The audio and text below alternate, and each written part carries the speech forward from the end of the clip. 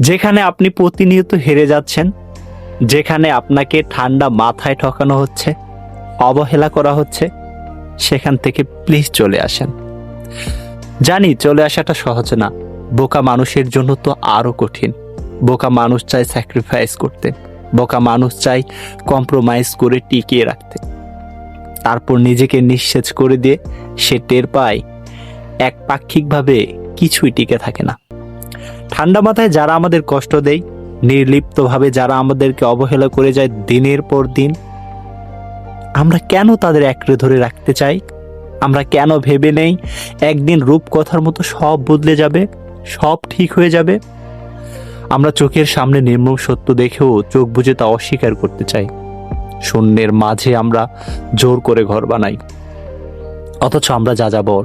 আমাদের যাযাবর বানিয়ে ছুঁড়ে ফেলে দিয়ে কেউ চলে গেছে অনেক অনেক আগে, আমরাই চলে যেতে পারিনি।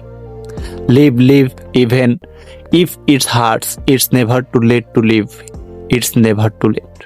ভুলকে আঁকড়ে ধরে, অবহেলাকে সয়ে নিয়ে, প্রতারণাকে ক্ষমা করে, মিথ্যাকে আগলে রেখে, তিলে তিলে নিজেকে নিঃশেষ করে দিয়ে কেউ কখনো ভালো থাকতে পারেনি। কেবলই হেরে গেছে আর আফসোস করে গেছে প্রতিদিন প্রতিনিয়ত।